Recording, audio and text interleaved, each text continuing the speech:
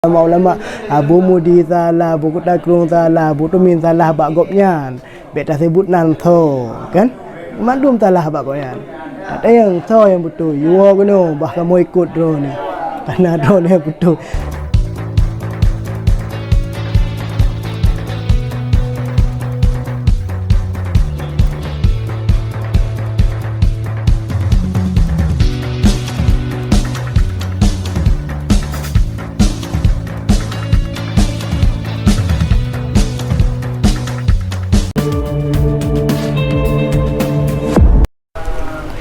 Assalamualaikum warahmatullahi wabarakatuh. Alhamdulillahirabbil alamin wassalatu wassalamu ala asyrafil mursalin wa ala alihi washabihi ajmain.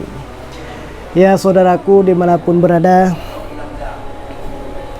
pada pertemuan kali ini kita masih di sini, yaitu di bilik saya nih tercinta nih. Bilik udah boleh nih, boleh dilihat bilik-bilik ya.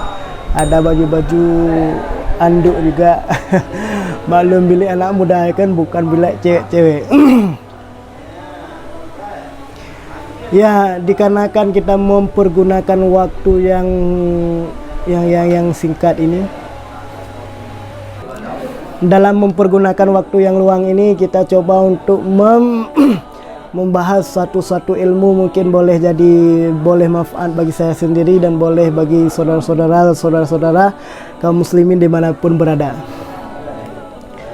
Ya, dalam beberapa bulan ini kita telah ditimpa dengan banyak sekali musibah.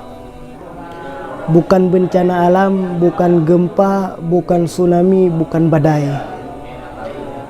Namun ini adalah musibah, memang benar musibah, dan ini adalah benar-benar bala yang sangat besar bagi kita umat manusia, bagi umat Islam, khususnya di Serambi Mekah, Aceh, Nanggro, Aceh Darussalam. Aceh, Nanggro, Darussalam, Aceh, Nanggro. Bukan, pokoknya di Aceh, mulai dari timur sampai ke barat. Ya, dari Abu Wahab Matamperlak, Abu Krung Lintang, Abu Mahdi, Walid Ibrahim Mulaititi. Maka banyaklah ulama-ulama yang Allah panggilkan kembali ke hadiratnya, dan itu merupakan salah satu musibah bagi kita umat Islam. Karena apa? Karena apabila Allah ingin memadamkan lampu dunia, ingin mengambil kembali ilmu-ilmunya, Allah padamkan lampu-lampunya dengan mengambil para ulama-ulama dan para ahli-ahli ilmu. Maka di sini kita akan coba belajar satu permasalahan tentang Fadilatul Ulama dalam kitab karangan Abu Tupiraya Khuluqul Azim. Boleh diminta di Dayah Piraya. Kelebihan orang alim. Para ulama diangkat martabat oleh Allah Ta'ala setinggi-tinggi martabat karena mereka adalah petinggi daripada Rasulullah SAW. Salah. Para ulama diangkat martabatnya oleh Allah Ta'ala setinggi-tinggi martabat karena mereka adalah pengganti daripada Rasulullah dalam rangka menyampaikan syariat Islamiah kepada umat manusia.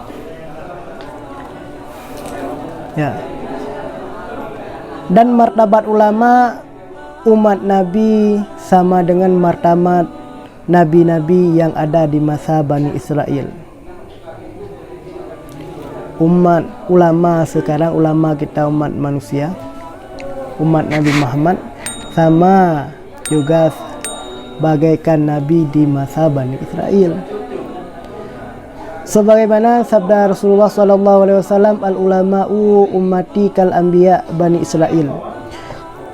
ulama umatku adalah seperti nabi-nabi yang ada di masa Bani Israel.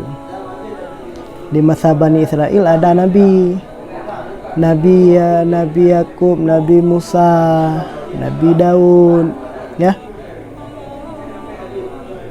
Sedangkan ulama umat Nabi Muhammad sama tingkatan bagai nabi di masa Bani Israel. Rasulullah bersabda lagi, fadlul ilmi alal abidi ka fadlil ala ummati. Fadlul alimi alal abidi ka fadli ala ummati. Kelebihan orang yang alim atas orang yang abid seperti kelebihanku atas umatku.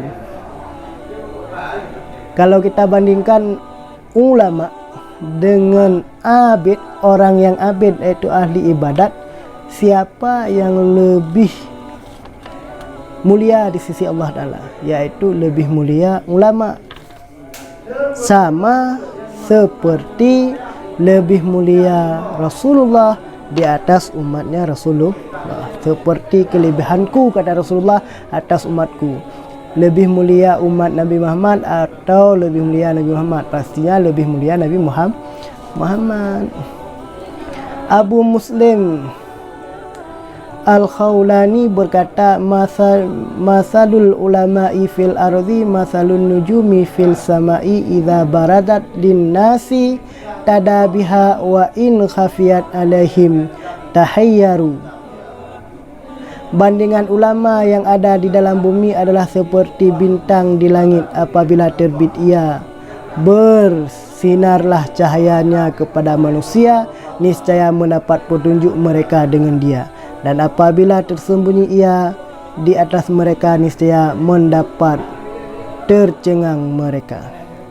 Sesat, tersembunyi. Ulama ini diibaratkan bagaikan bintang. Apabila bintang terbit bercahaya, maka menjadi petunjuk bagi manusia. Karena orang jauh laut, dulu kan nggak ada petunjuk, nggak ada kompas, nggak ada. Tapi orang-orang yang dulu itu melihat petunjuk melalui bintang di langit. Kalau orang jauh laut kan hanarah ho timur ho barat, karena alam laut raya. Bintang menyekai terbit bintang sama dengan mereka itu mendapat petunjuk. Sedangkan apabila bintang hana mendapat petunjuk. Nyemban. Maka begitulah ulama. Kalau nak ulama di dunia ini sama dengan kita terpetunjuk. Kalau tidak ada ulama, kita sesat, menyesatkan. Kemana kita akan berlabuh? Apa yang harus kita lakukan? Makanya jangan pernah meninggalkan ulama, jangan pernah mencaci ulama. Ya. Ar-Rabi' berkata, al-ulama'u surujul azminati fa kullu alimin misbahu zamanihi yastadhi'u bihi ahlu zamanihi. Ulama itu adalah penerang masa, maka adalah semua ulama umpama masa yang menjadi penerang dengan dia oleh manusia di masanya. Ulama itu adalah penerang masa. Ulama bak masanya ulamanya bak masajih ulama ni masa-masa awal ulama nan sebagai penerang masa. Menyelawatnya adalah para ulama Abu Mudi, Abu Kutakrung, Abu Tumin, Abu Yahsub Salam sebagai penerang masa. Makanya bertaikut ulama, menyahana taikut ulama kadang sesat menyesatkan. Biar sampai lagi urung-urung kajak luar negara kakun ke ulamanya salah, ulama dia salah. Menyepah yang bak beliau yang tersid ulama yang betul. Arti ni ataupun roh yang betul. Yang memang betul roh ni kakak kamu ikut roh ni ju. Karena roh ni paling betul kan? Ni roh kamu baik ikut roh ni karena ulama-ulama Abu Mudi salah, Abu Kutakrung salah, Abu Tumin salah bak gopnya. Beta sebut nanto kan? Madum salah bak koyan. ada yang tahu yang betul. Yuwa guna bahkan mau ikut drone ni. Karena drone ni betul. Maka ulama jangan pernah tinggalkan ulama. Menyekun Imam John, ulama tak pertimbang, tak sayang, bet tak hina, bet tak caci, bet tak benci. Mungkin lain kali kita akan membahas lebih lanjut tentang kelebihan-kelebihan ulama. Jangan kemana-mana. Dan saya ingatkan kembali, jangan lupa like, share, commenting, okay? Subscribe jangan lupa. Assalamualaikum warahmatullahi wabarakatuh.